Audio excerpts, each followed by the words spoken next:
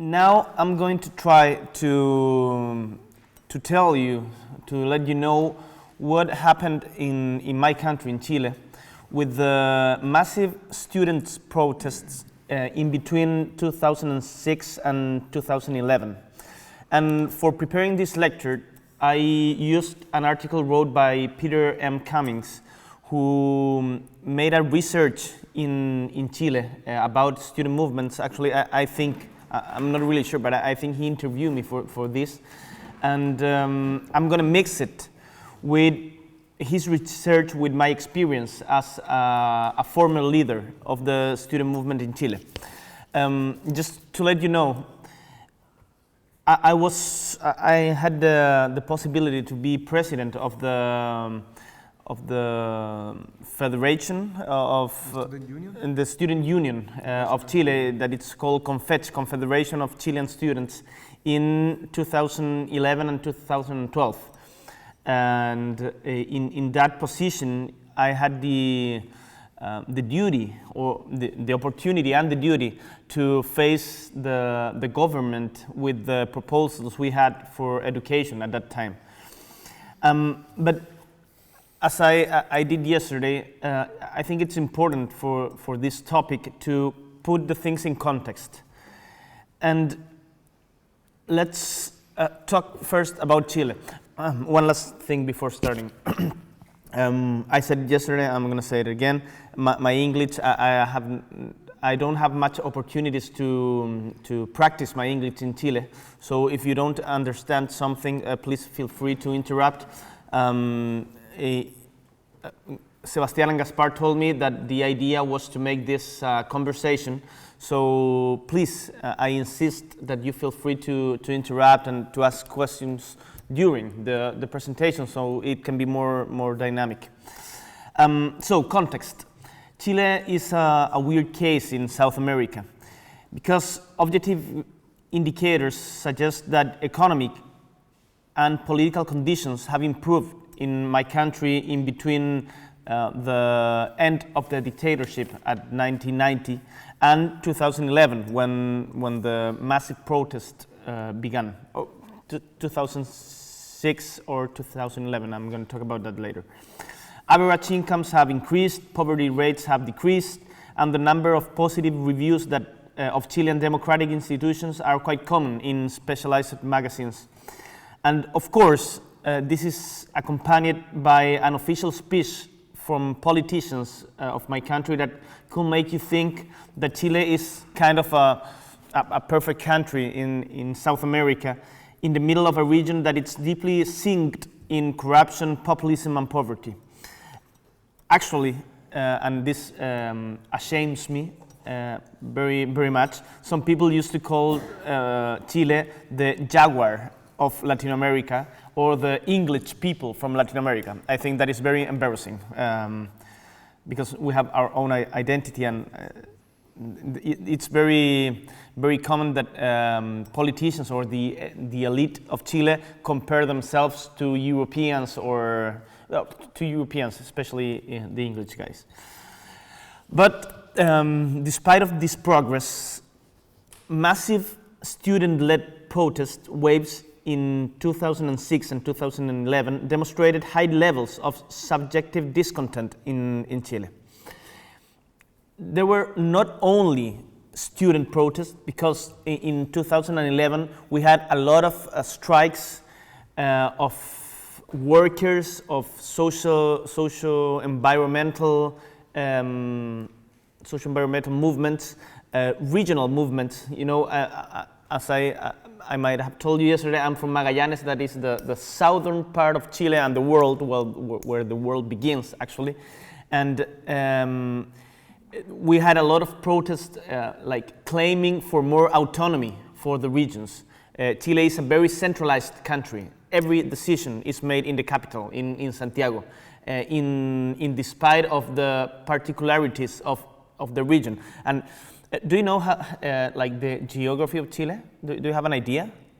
Yeah, like a big thin line with mountains that in Argentina at the other side, and the ocean one side. But it's a very very big country in extension, like from north to south, to south. And so it's very different. We have different climates, we have different kind of people, we have different resources, natural resources. As we have the driest desert in the world, Atacama Desert, and we have Antarctica. You know, it's not ours, but we claim sovereignty. That's bullshit. Sorry, I don't like nationalism at all. So it's a very heterogeneous, diverse. I invent words. Diverse country and very centralized. So the protests that we had since 2011 were protests that came from all around Chile. But well, you can ask what happened.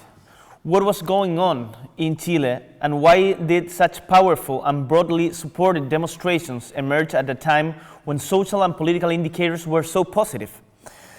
Why did the mass mobilizations emerge in 2006 and re-emerge in 2011 as the biggest since the 80s fights against the dictatorship? And I want to quote a poet, a Chilean poet, that makes it, he has a great way of saying things, and I strongly recommend you to read him. His name is Nicanor Parra. And he said once, if I have two breads and I eat the two breads and you don't eat any bread, what is the average of bread eatings? 1 per capita. No, that is the problem in Chile now. Very few people concentrate the wealthy of the nation, the resources of the nation, and the big majorities are not getting the growth of the country. So, during both protest waves, students called for specific reforms to Chilean education system. Why we did that? The Chilean public overwhelming support for the movement, the student seems to be a voice for broader grievances felt by Chilean society. We had a big acceptance of society in the middle of a protest, even though some of them were violent, and we fought against the police, like, you know, Rage Against the Machine, like, fought the police. We really did that at a time. But almost like 80% of the Chileans support the student movements. Why was that? This massive, broadly supported protest presented a paradox. Why was there such a great discontent in the face of objective progress? And how did Chilean students transform discontent into mass mobilization at times of political stability, poverty alleviation, and economic growth? And I must add to this, at a time when politics were like bad seen. I don't know if you get what I mean there. In Chile, as in Greece, as you told me yesterday, or I don't know, maybe other countries too. Sudan, is the girl from Sudan here? Yeah. She told me the same yesterday, that being a politician or talking about politics is very mal visto, bad seen. See? It's very bad seen. It was very bad seen in Chile. So actually, when we started the protests, the big protests, and we started to talk not only about education, but also about, for example, tax reforms to finance the education reform we wanted to do. Politicians, traditional politicians, told to us, like, look at they are doing politics. That's not right. And we said, very proud, that yes, we are doing politics, and we wanna let you out from this. In 2006, we had for president the first woman in presidency in Chile. Her name was Michelle Bachelet, and she is the actual president. He won the election. He won another election 5 years later, or 6 years later. And in 2011, the president was Sebastián Piñera, a big enterprise guy, like one of the most millionaire people, men in Chile. Michelle Bachelet was from the Socialist Party, and Sebastián Piñera is from the a right-wing party. They supported Pinochet, for making you an idea. So you can see, it's a good question, because you can see that the protests were against a socialist government and a right-wing government. So the students in Chile, they didn't felt represented by any of the political options at that time. And okay, I'm going to enter now to the question you made. First, the discontent among young Chileans, myself, for example, was generated by a divergence between expectations and reality. Politicians promised that with education you can grow up in society, but that wasn't happening. From 1990 to 2006, Chile averaged a GDP per capita growth rate over 4%, and the percentage of people living below the poverty line dropped from almost 40% to almost 15%. By 2005, 7 of 10 Chileans students were at university and were the first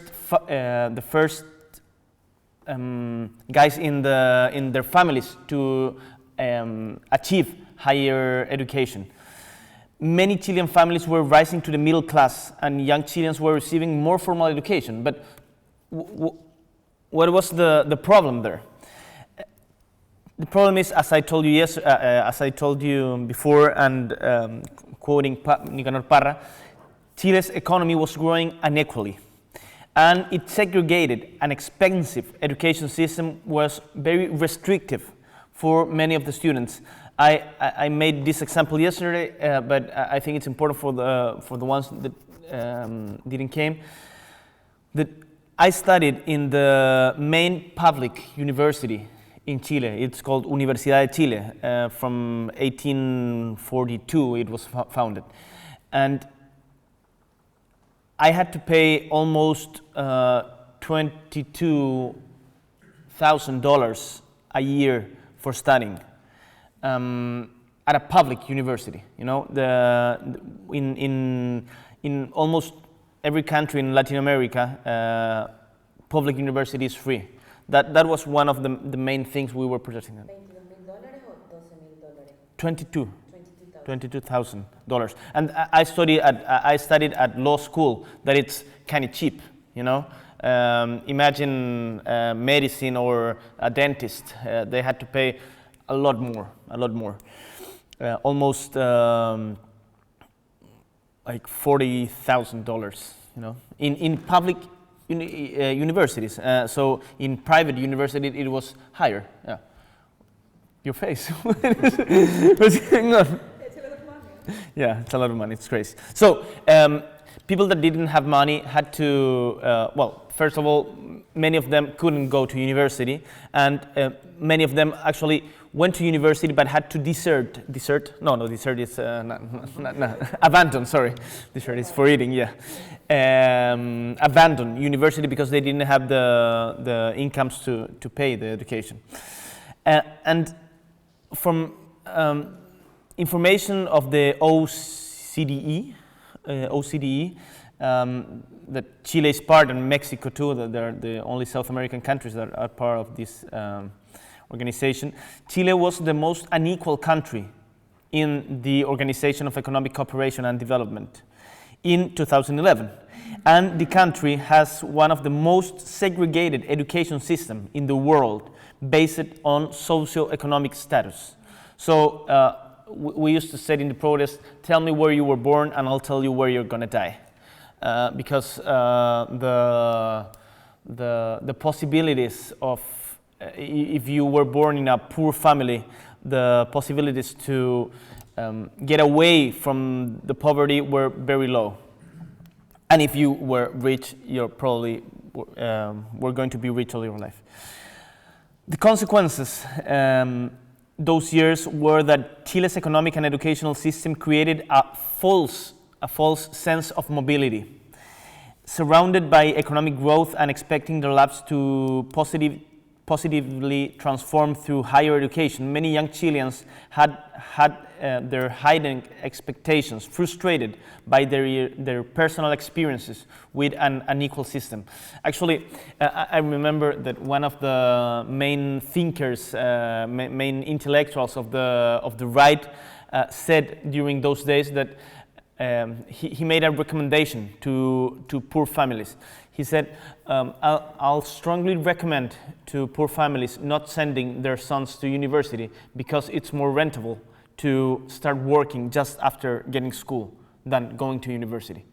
Sapelli is his name. He didn't just say it, he made a paper about it. So that is that was or is yet the reality that we had those days. And but since 1990 and 2006, we have had a great stability in Chile. Almost no protests, all the growth I talked about, and no social movements, no serious social movements. What happened with this generation, my generation? Well, the formation of a collectively generational identity actually helped. Because we weren't afraid anymore. Our fathers or our people who came before us were very afraid to organize themselves. They had the trauma of the dictatorship very present, very present. And the students who led the protest in 2006 and 2011 were the first generation in Chile that did not experience the traumas of the Pinochet dictatorship by first hand. I was born in 1986, so I don't remember actually. I have a few recalls of that epoch, but I didn't experience for myself the repression and all the things that happened in my country those years. And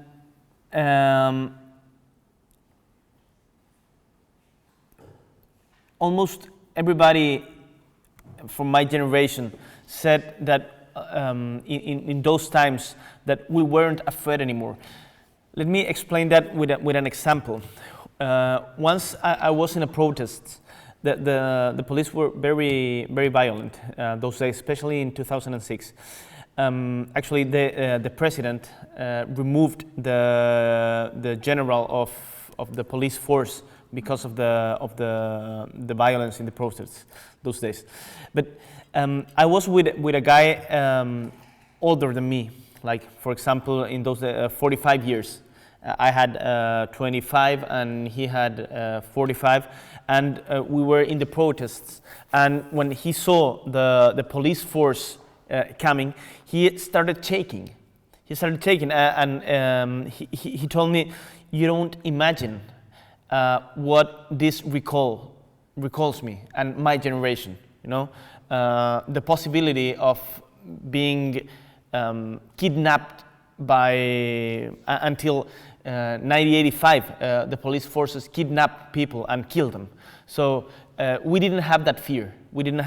And that helped to make in a good way to lose respect for authority. You know. But what was the main thing that we made those years, and what is the important thing, and this is like an advice if you want to do something alike in your countries. We made sense to common people. we were not just talking about our interests, but we were talking about the problems that family had, the debt that family had for trying to educate their sons. So that's why we had so much support, because we were talking, okay, imagine a big rally, a big concentration, and one of the student leaders said, how many of you, how do you say endeudado, in debt? In debt. How many of you are in debt? And like 2,000 people, no, 200,000 people raising their hands, you know? And so if you are in debt, your family is in debt. So that increase a lot. And we were talking to them and saying, you know, to educate your son, it has to be a right, because it's in education when we can understand ourselves as equals. Where if not? In education, we can understand ourselves as equals. So if you tell me that I have to pay for education, and if I don't have the money to pay for education, I'm not going to be able to have a degree, or I will have to go to a less important university or something like that, you're saying me I'm not equal than you. So now I'm talking to the family. Do you want your child, do you want your sons and daughters to have a better possibilities than you had? Well, education is the main way to do that. And quality education, free, quality, and public education for all of that. That was the main consigna. No, not goal, consigna. The main claim, yeah. Free, public, and quality education for all of us. And that made a lot of sense to the families. But there's a step, or there's a moment when you demand things to the state or to politicians, and when you realize that, well, you're asking the same guys that made this system to change it. Is that possible to happen? And let me tell you an anecdote. As I told you, during this period, I had the opportunity to be president of the Federation of Students of the Universidad de Chile, and so one of the main leaders of the national movement. Actually, here is one guy that participated with us at that time, Esteban. He was in the movement too. There we had as students, we had a think tank. Do you know what a think tank is? Am I using it right here? Yeah, a think tank with which we presented many proposals regarding students' funding system and a tax reform. We weren't just demanding, we were making proposals also. It wasn't just like solve this, we demand this, no, we were saying like, okay, we want this and we want it this way, we propose this. We wanted to make a debate with the president. We proposed a debate, of course he said, no, fuck yourself, you know. But we tried to debate in every space we could. And it was really nice because, you know, in those times when mobilization is like all over the air, creativity emerged, and we had a lot of instances that really shocked the society. For example, imagine in the front of the presidential house, it's called La Moneda, but in the presidential palace, 3,000 students dancing Thriller, like the Thriller for Michael Jackson, like dressed as zombies, and why? Because we were gonna die in debt. You know, that was the idea. If you can, like, look it up in YouTube. because it's there. Search like I don't know. I just posted in the Facebook group of this event. I just posted today the thriller. The thriller. Well, we're connected. But take a look at it because it was really, really nice and amazing. I was there and I was like, "Whoa, what were we doing?" Or we made for example, we made a symbol, the symbol of peace. You know, that circle with how do you say bombas lacrimógenas? Lacrimogenous. Tear gas. Well, the caskets of the tear gases, we made a symbol of peace in front of the presidential palace, for example, because they really kicked us in the protests. We made a lot of things like that. We were like running for how many hours it were? It was the same of the cost of the reform. 1,800 hours. We were running non-stop it was like 4 months again through the presidential palace, 24 hours a day for 4 months, because $1,800 million was the cost of free education. You know, and we made that. It was really nice. Well, a lot of things like that. But I'll go back to where I was. So can you demand the politicians that have made the system to change it? We had a paradox there. And I remember, I have a clear recall of one time that we went to Congress and we met the deputies, the senators actually, of the education committee. And we were presenting our proposal for a tax reform that it was really serious and backed up. And they told us, a right-wing senator and a Christian democracy senator, they told us, you know, guys, thank you very much for putting this issue on the table, but we'll take it from here. We know how to do it. Thank you very much. And I was like really, really, really angry because they were right. Because they were right. We couldn't make the changes we were dreaming because we had abandoned institutions. We had abandoned politics, and we had let them like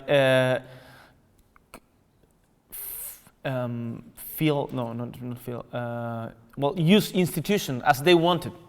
So in that day, not only that day, but that is an anecdote that I like to recall, because I realized that if we didn't dispute all the spaces, including institutions, we were always be demanding to others to make the changes we wanted. So it's not enough with social movements. Social movements like remove the energy of a country, can remove the energy of a country. But if you want to make changes, you have to go into politics.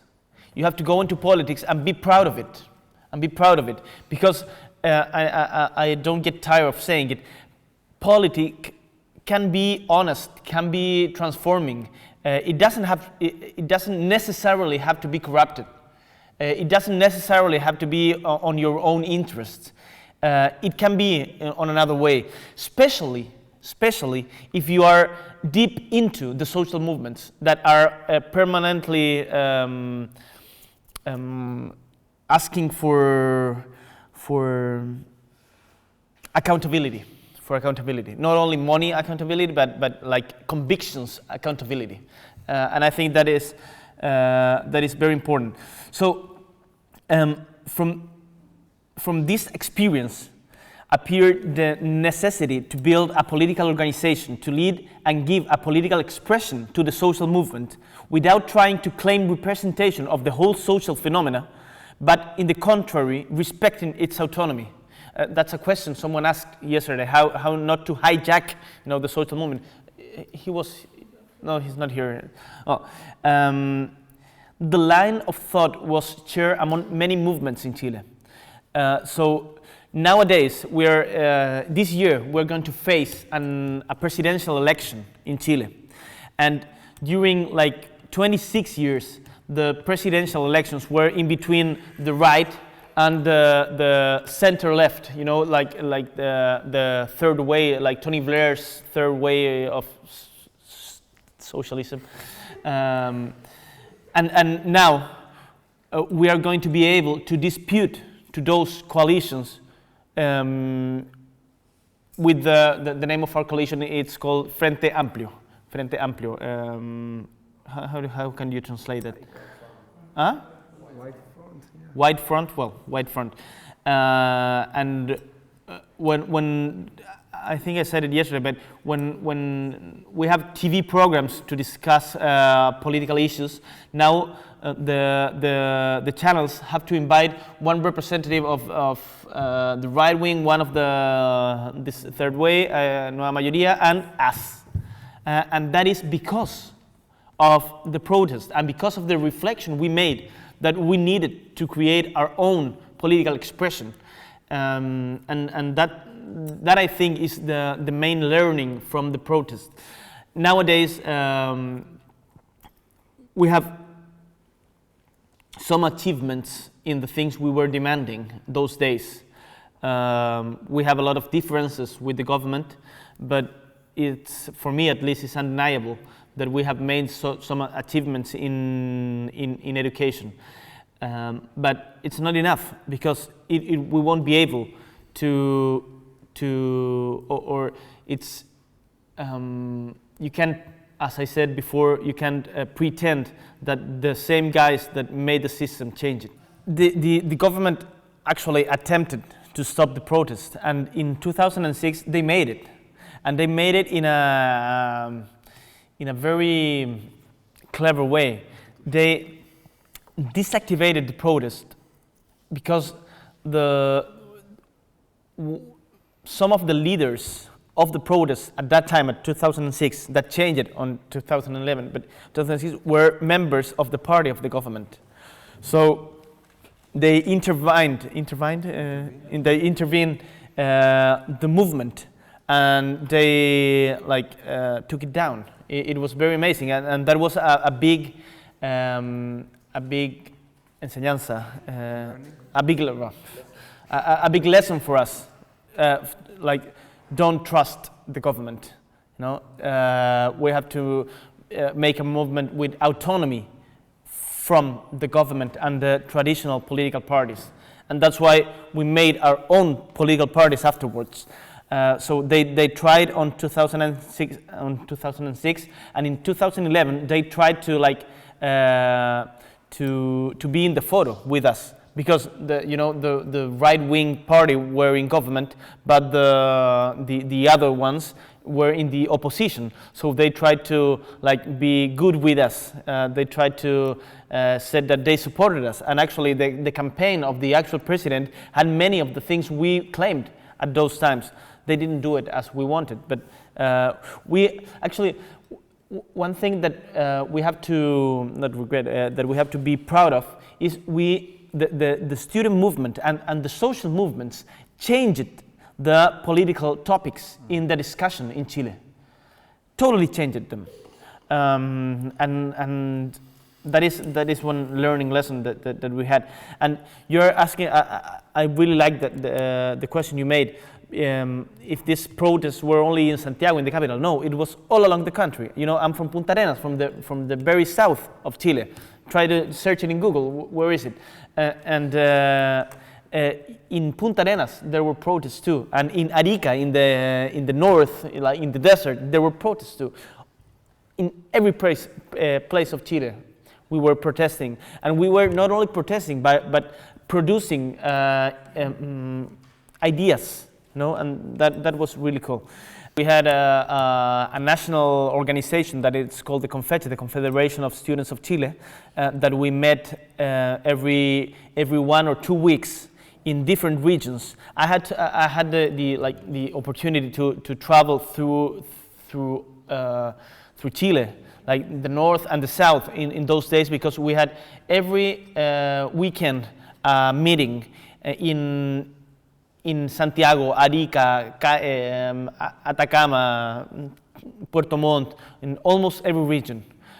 So we had these meetings, And we also had we had the organizational meetings, and they were very hard because we weren't we didn't agree at every time. But also we had a rally when we were there, and the students' leaders were very famous at that time. You know, he told me that he went to India this year or last year, and there was a mural, like a painting in the walls of one of the Chilean students' leaders in India. Her name was Camila Vallejo, and she became like for a British magazine, The Guardian, the most important person in 2011. So we were very, very, very known at those times. Can I do you a follow-up question? Like, yeah.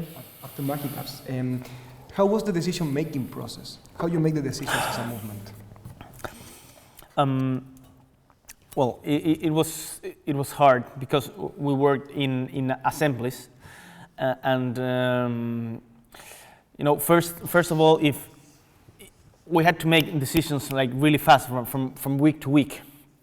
For example, if the president once the president invited us to the government palace to talk, and we had to discuss if we wanted to go or not. You know, well, a lot of things like that. The decisions were like this. You had one political vote that you made at the CONFET, this national and centralized organization, that went down to every faculty in Chile. Some private institutions didn't participate, but almost every university was part of the movement. So they discussed it, and they had political votes, and they like go higher and higher. You know, okay, my federation says this because the careers voted. So the leaders were actually speakers of their assemblies. And actually, some of them were removed when they didn't follow the instructions of their assemblies, and that was very hard to the government to understand because they were used to like make decisions in you know, four walls and with strong leaders that could make decisions instead of discussing them. So we, as the Zapatistas said, you know the Zapatistas from Chiapas in Mexico, they said we advance in the step of the más lento. Slower. We advance in the step of the slower. We advanced slowly, but united. That was really, really, really important.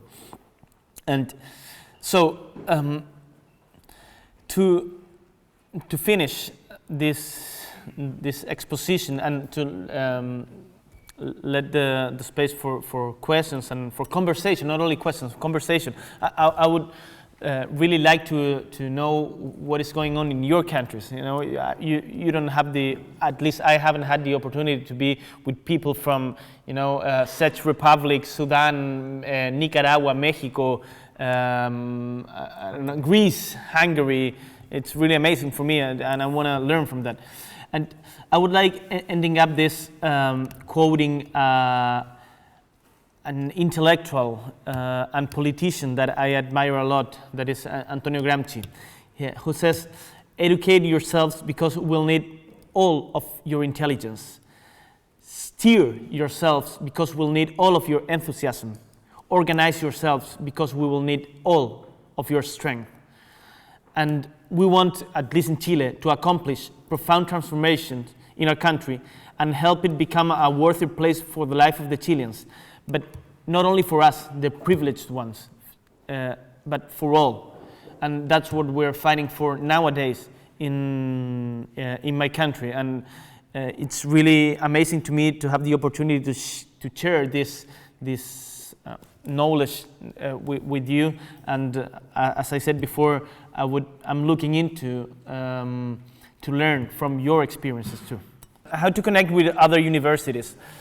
That was really a really important question that we had to face in the beginnings of 2011, because the 2006 protests were led by secondary school guys, you know, students from high school. They were the leaders of the people from university participated, but in like following the high school students. But in 2011 it was different. The university students were the leaders. So we had to face a really important question that changed the way and the massivity of the protest, and it was: do we have to include private universities in the movement? In 1990, the matrícula matrico? Enrollment? No, not enrollment.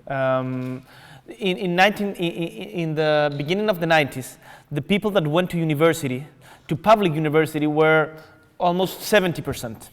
70%. But in 2011, it was like 30%. So most of the people in Chile, most of the students were in private university, but the organization, the CONFECH, the Confederation of Students of Chile, was only integrated by students that came from public universities. So we had a dispute there. And in the beginnings of 2011, we won a debate to let the private university students to become part of the organization. Almost every private university didn't have a student council. They didn't have. So one of the main goals that we had those years was to organize private university. So the political movements, my political movement was called Izquierda Autónoma, now it's called Movimiento Autonomista. We went deep into private universities to organize the students. And that was really, really important to the massivity of the protest, because the most in-depth families were in the private education. So that was a goal we had those years. Another great question: what happened in between 2006 and 2011? We learned a lot. We were making like the ant work. You know what ant work? Yeah. Okay. Because in 2006 we lost the battle. Actually, in 2011, in 2007, the government passed a law that it was supposed to fulfill our expectations about end the profit in education and a lot of other things, but it was made against the will of the ones that had protested in the year before. And there is an image that was very important for us. You know, the right-wing parties and center-left parties, and with the president and the minister of education, like holding up their hands, saying like, here is the law of the education, you know. All the traditional politics together, celebrating something that was totally against what we were demanding. That was on 2007. So in between those years, 2007 and 2011, we learned a lot. That was the time when we, as I told you before, we went deep into private universities to organize them, to help them organize them. They weren't puppets, you know. That is the time we elaborated our speeches. You know, when I entered university in 2004, the main reivindication was to have a differential pay system. We didn't, but in between 2006 and 2011, we changed the speech and we studied a lot. We organized a lot of new movements, and it was really, really important, that vacuum epoch you said. It was really important to us, because the big protest, you know, 1 million people protesting on the streets on one day, does not explain itself. It didn't happen from nowhere. There was a lot of ant work before to let that happen. What happened to Camila Vallejo? I have a good relation with Camila, and the thing that happened to her is, well, there are many explanations. First of all, Chile is a very machista, how do you say machista? Patriarchal country, you know. So women in politics, actually the Congress in Chile has only 13% of women, and they are 51% of the population, you know. And Camila is a strong leader, and the patriarcado, the machism, no sé cómo se dice, is very, very strong there. So a lot of people say, and also there was a big, not a debate, but big offense to her, because she's very pretty. I don't know if you've seen her, but she's very pretty, and a lot of people said, like, you're only here because you are a pretty face or stuff like that, you know, unacceptable things. But the political reason, and also there's a lot of anti-communism in Chile, and she's a communist. She's from the Communist Party. People, when people want to insult me, they tell me, you fucking communist, you know. I'm not a communist, but some people think that everything that is like on the left that they can't understand or they can't explain is communism. You know? Well, Camila is from the Communist Party, and that is another thing that might affected her. But the political reason, I think, is that the Communist Party became part of the government, and the government tried to pass some laws against the social movements, and Camila backed them up, and that was when the break that break the relation, and it has been very difficult for her actually, because she's one of the politicians worst evaluated nowadays. But in 2011, she was the best evaluated politician. She's a deputy now.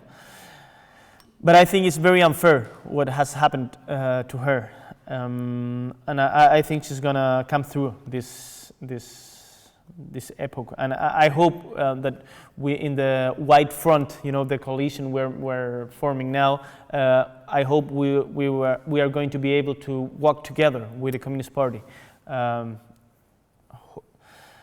hopefully soon.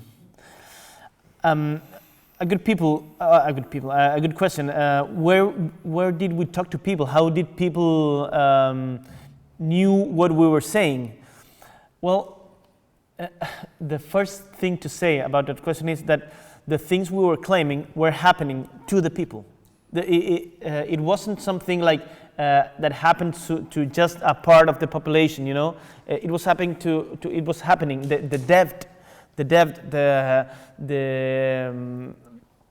The problem that they had to choose between one or other son to send them to university, or the angustia, how do you say angustia?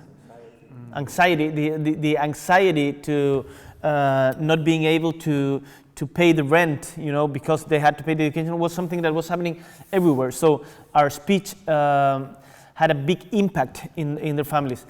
And as I told you before, we were the student leaders at that time were very important. So we were permanently invited to TV programs, to radio. When we had a forum, all the universities were full of people, you know. So and of course social network, you know, Facebook and Twitter. In Chile there are 120 deputies and 38 senators, and Camila Vallejo is the one that has more followers on Twitter. The second is Giorgio Jackson, another former student leader, and the third one is me. Camila has like 1.1 million, Giorgio like, I don't know, 800,000, and I have like 5 or 600,000, something like that.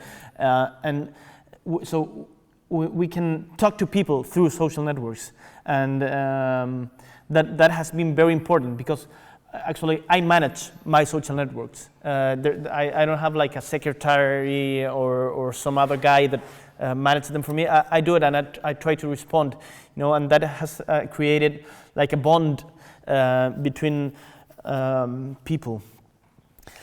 How did we maintain unity? That was so difficult, so difficult.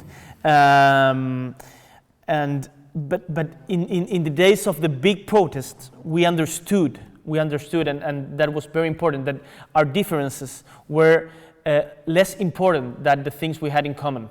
And if we started fighting for the details that confronted us, we were going to lose the support that we had. So the sense of responsibility that we had on our shoulders those days was very, very, very strong. So there were a lot of times when the organization was about to break up because of the tension, the pressure from the media, from the government, from the students, and we could face it because we were aware of the responsibility we had in those days.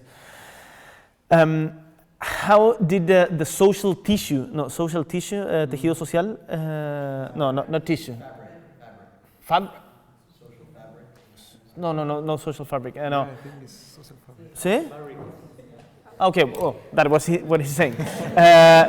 How did we could recovered it? Well, the students weren't the only ones that were mobilizing those days, and it was very, very difficult to recover what he said again, because the dictatorship had killed the leaders of the social movements, but the democracy had like set them apart because of the culture of consumption, and I think it hasn't recovered yet. We're like working every day on that in the neighborhoods, in the unions. The unions are like in the floor right now. The unions are very, very disaccredited in these days in Chile, because they are corrupted, because they haven't fought for the workers but for themselves. Just as you said in student organization in Guatemala, in Chile happens something alike with the unions. But we are like trying to recover that. It's not achieved yet. And the last question, but the most important one, I think: how do you change the world if you have to get the bread to your home? Well, I think, I don't know if I'm going to be able to explain this in English, but I think we have to flexibilize, ¿está bien? Sí, to be more flexible in the way we understand the political participation. Because of course you're not going to be a student all your life, so you can be on assemblies like for 3-4 hours, or in meetings that last eternally. But if we are not able to adapt the culture of political participation to workers, to families, we are not going to be able to change nothing, because it's going to be like a political class that is totally separated from normal people. And so now that is something that we're actually that we are living nowadays in Chile, because our coalition now, a lot of people that participate from that coalition came or come from student movements, but not only student movement. We have been able to make sense on people like from 40, 50, 60, 70 years old, and how that people participate with us. Well, we're working it out nowadays. I'm going to try to answer all of the questions, but I might not be able to. First of all, how many people? It's impossible to say exactly, because we had a large amount of different manifestations, and I really insist, take a look at the videos on YouTube. There are some really, really good videos that can like explain how that it was. There is one we made a concentration on like the biggest park in Santiago one day, Parque O'Higgins it's called, and we had like, I don't know, 500,000 people in a Sunday, on a Sunday in one place. It was really amazing. But of course we had a big disagreement with the police forces when it comes to numbers. They say there is like 1,000 people, and we said there is 1 million people. Well, not that ridiculous, but there was always, it's impossible to know.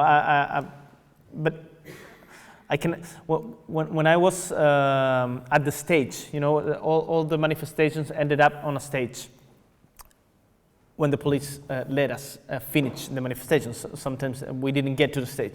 But when we did, I remember one time like talking in the stage, and I wasn't able to see the end of the line, the people. And it was like a big avenue, and I couldn't saw the end. It was really amazing at the time. Like my heart was like a fist, I never imagined that I would have the opportunity to talk in a situation like that. It was really, really amazing. How did we? I think you asked how did we finance the movement. Well, we didn't needed that much money for what we were doing, but some federations have financing through universities. For our federation, from Universidad de Chile, we had like 150 millones. Like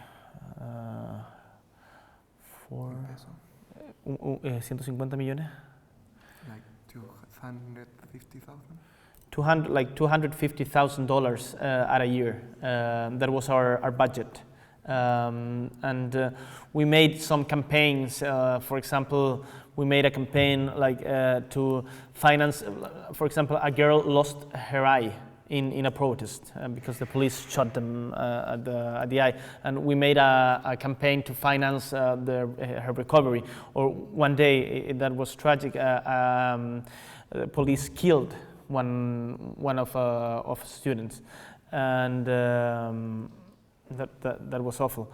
And we made a campaign to finance the family afterwards. And so we had such an impact. We had such nets at that time that we could do it, but we didn't need much money. Once I remember a copper union from the mining industry gave us I don't know, $8,000. They just gave it to us. I don't remember what we did with that, but we were. Huh? I know. We were very strict with money, because if we gave them like our the government or the political parties or the ones that were against us one reason to say that we are corrupted or we were using the money to drink, I don't know, whatever, we would have lost the support. So we were very, very strict and careful with the use of the money.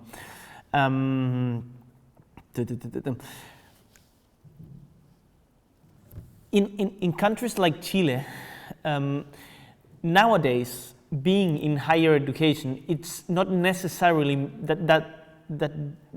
not necessarily means that you are part of the elite.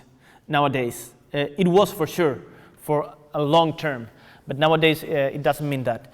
Actually, as I told you before, I think I said it today. Remember the guy that said the advice for the families that don't send your children to university because it's more rentable to work after high school.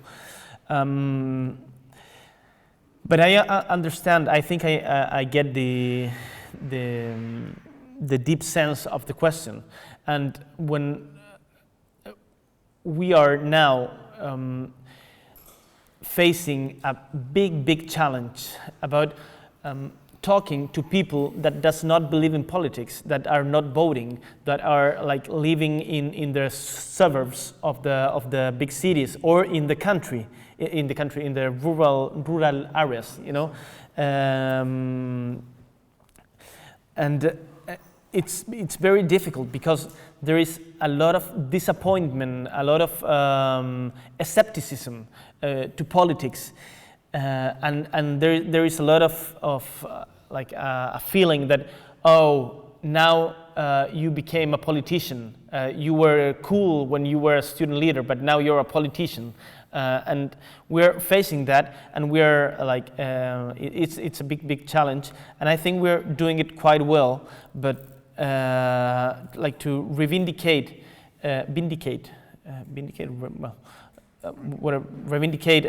the value of politics to the people that nowadays are living the contradictions of capitalism in Chile, and we're saying to them, okay, so your problem is not only your problem is mine too, because I also have to travel 1 hour and a half to get to my place of work, and I also have to to still pay for the education of my children. And so do you think that you can manage it alone by yourself, or if we organize, we're going to be able to make change?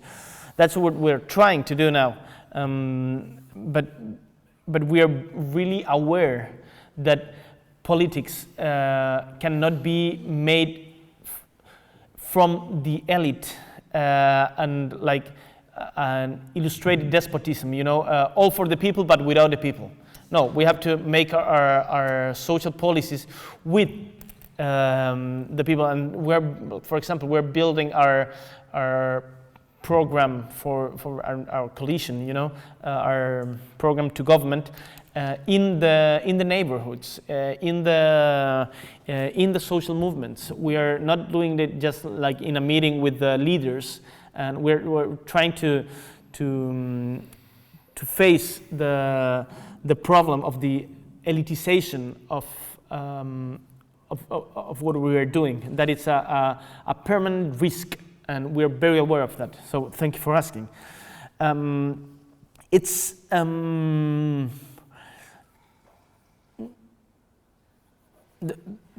next question. It's I think vinculated with what I said, what I just said. The danger of power. The danger of becoming what we hate. We are not free to become what we've been criticizing. So I think that the only way to assure that we are not going to start doing the same practices that we criticize is one, and we were talking about yesterday with some guys here, not becoming necessary as leaders. It is really important that we don't aferrar, we don't attach to power. We don't attach to power. So as I said yesterday, I think a lot of politicians say this, so the only way you can judge if I was saying the truth is in 4 more years. But this is my last my only re-election. Because I'm really convinced and I wrote an article about it. I'm really convinced that staying in parliament for that much years end up like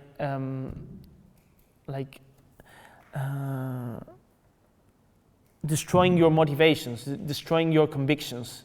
You get used to power, you get used to privileges of power. And that is a thing we have to face and be against every day. So in my case, I'm not saying I'm better than the others. I don't have a moral superiority, but we are trying every day to remember why we are there. Going to marches, going to sharing with the people where we came from.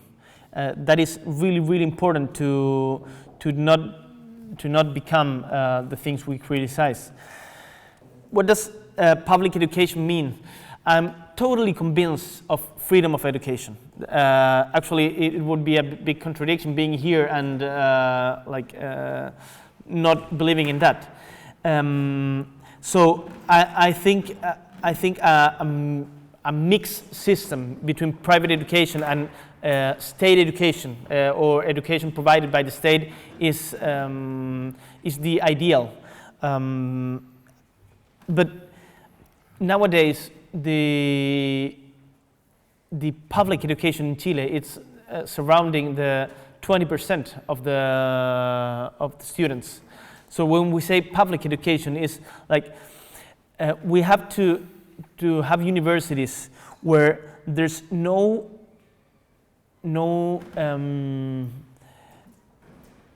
how to say this in English, preconceived a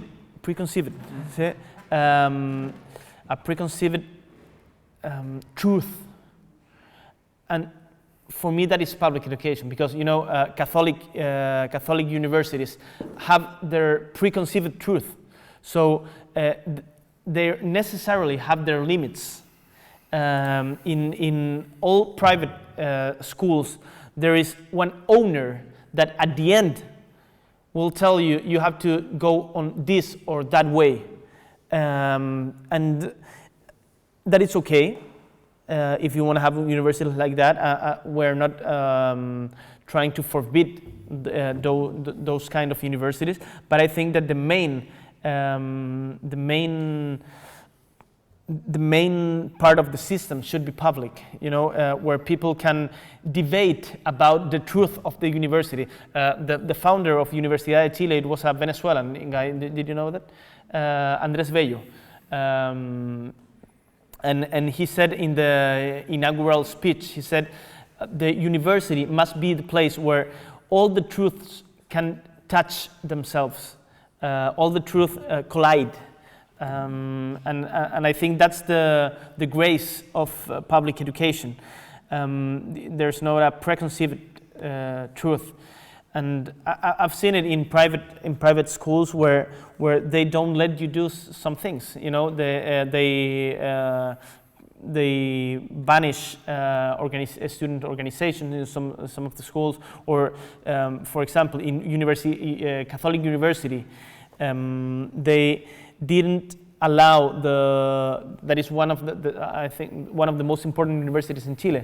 They didn't allow the Federation of Students to make a speech, or not a speech, a seminary about sexual diversity. They didn't let them, and that is a thing for me that is inconceivable, at least, and that in public education, I guess it shouldn't happen.